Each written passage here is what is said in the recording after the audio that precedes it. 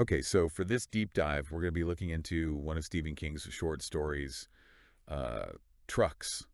Oh, Have you yeah. read this one? I have. Yeah, it's been a while, but Yeah, so this one's basically all about, trucks. yeah, well, yeah, killer trucks. Yeah, killer trucks. Sentient trucks, basically, right? Yeah. Yeah, And it's just really, turn on humanity. yeah, and it was a pretty creepy read, I thought. Oh, for sure. Um, and so for this deep dive, we're going to be looking at some analysis by these book reviewers, Max and Riley. Yeah. They do a podcast called Page Turner. Oh, I've heard of that one. Yeah. Yeah, they're pretty popular, and they did a whole episode about trucks. Mm-hmm. And it's a short story. It's not a novel. Right. It was published back in 1978. Wow, that's a while ago. Yeah. That's I mean, it holds up, though, right? It does. It does. Yeah. I mean, it's interesting to think about it in the context of like what was going on in 1978. Oh. You know, like technologically. Oh, totally. So before we jump into their analysis, let's just like quickly recap the story. Yeah, let's set the scene. Yeah, so it all takes place at this truck stop. Okay. Really desolate truck stop. I can already imagine it. Yeah. Yeah, you can practically smell the diesel fumes just thinking about it. So you've got these characters who are like stranded there. Stranded how? Well, it's like their cars won't work. Oh. They can't get out. Okay. And then the trucks start to act up. Oh. Yeah, and it's not just like breaking down or anything like that. It's like full on Christine, the car, but with trucks.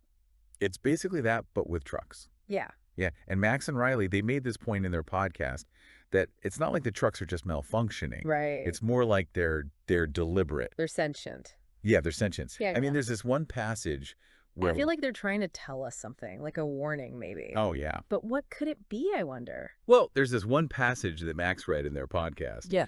And it's one of the characters, and he says, Yeah. they're harbingers of doom. They're like the chariots of hell. You know, like that kind of imagery. Oh, wow. That's intense. Yeah, and so it's like it goes beyond just, you know, these machines going crazy. Right. It's like they have a purpose. Yeah, like there's an intelligence Mm. behind it, which is like even creepier. Way creepier. So that's one of the things that Max and Riley were talking about. Like they were trying to get at what is this story really about, right? Okay. Like, is it just, you know, a fun horror story about killer trucks? It's got to be deeper than that. Yeah, and they were saying that one of the things that they saw in it was like this fear of technology. Mm. Okay. You know, especially like in 1978, automation was becoming like a really big thing. Right. And people were really worried about like, you know, are robots going to take our jobs? Mm-hmm. Makes you wonder if that's what King was going for. Like he was playing on those fears, maybe. Yeah, I mean, and Max and Riley, they were saying that especially the semis, you know, the big trucks. Yeah. They kind of represent that. They represent like the blue collar jobs. Yeah, exactly. Like those jobs being replaced by machines. So that's an interesting take. yeah, and there's even that scene. You remember that scene where like the mechanic is trying to fix one of the trucks? Oh yeah. And it just turns on him. Yeah, he's like totally helpless against it. Totally helpless. Yeah. And it's like King is highlighting that power shift, you know? Right. That humans are losing control. Yeah, that we're not really in control anymore. I mean, it makes you think about like, you know, even today, like with AI and everything. It's like those fears are still relevant. They've just kind of shifted a bit. Yeah, it's a different type of technology, but the same kind of like underlying fear, I think. Yeah, for sure. So, I mean, King is obviously the master of suspense, right? Oh, yeah. But how does he actually create that suspense in this story? Like, what are the techniques he's using? Well, I think one of the biggest things is the isolation. Yeah. You know, he strands these characters at this truck stop, right, surrounded by, you know, just vast, empty landscapes. Like, there's no one around to help him. No one around. Yeah, there's no cell phones in 1978. You know? Right, exactly. They're just completely cut off. And it's like that physical isolation mirrors their emotional state, you know? Yeah. They're just cut off. They're helpless. Yeah, they're at the mercy of the trucks. Yeah, it's pretty terrifying when you think about it.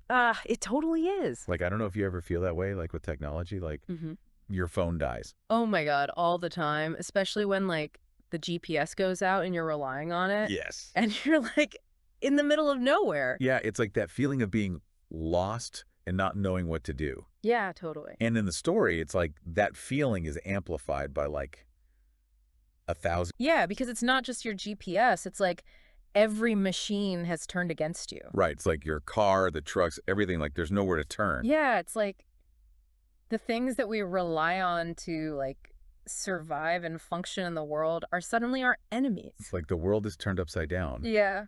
And the thing that I think is really effective is that King doesn't really explain why the trucks are doing this. Right. Like, what's their motivation? It's left open-ended. Totally open-ended. We never really find out. Yeah, it's like, is it some kind of like alien force? Is it like some kind of like, weird like earth energy thing? It's never really And that explained. just adds to the creepiness, right? It's way more terrifying than any kind of like, straightforward explanation would be. Totally. Because it leaves you with that like lingering sense of unease. Yeah, like what if it could really happen, Exactly. And there's nothing you can do to stop it. I mean, speaking of it happening, like, did you know that King actually directed a film adaptation of Trucks?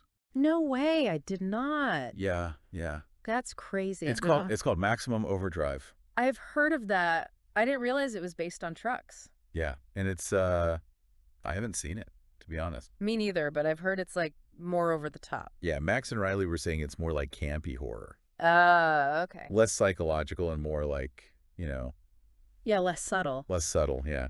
So I think I'm going to stick to the original text. Probably a good call. Yeah. If you want those like late night chills. Totally. So, I mean, what's the big takeaway here? Like, what do you think King is trying to say with Trucks? Well, I think it's more than just a story about killer vehicles, right? Right. It's like it makes us confront our dependence on technology. Oh, definitely. Like, that's a huge theme in the story. And the potential consequences. Yeah, like what happens when technology turns against us? Yeah, and not just in like a sci-fi kind of way, but in a way that's like really grounded in our everyday lives. Yeah, like those trucks, they represent something that's very familiar to us. Right. And I think that's part of what makes the story so effective, is Yeah. that it takes something that's so ordinary and makes it terrifying. Totally, totally. Yeah. And it's not just like, oh, robots are going to kill us. Oh, It's yeah. like, it's more about the subtle ways that technology can control our lives. Yeah, and how vulnerable we are to it. Yeah, exactly. And that's something that's, even more relevant today than it was in 1978. Yeah, with everything that's going on with AI and automation and all that. Exactly. So I think, Trucks is definitely a story that makes you think. Oh, yeah, And it makes you question, like, our relationship with technology. definitely. It's Yeah. a cautionary tale, I think. Yeah, it's like, be careful what you create. Yeah, Yeah. exactly. Because it might just come back to bite you.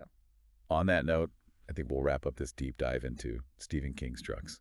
Sounds good. Keep turning those pages and watch out for those rogue semis, Yeah, you never know what's lurking out there on the highway.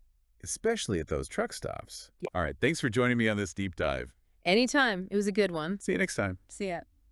Bye.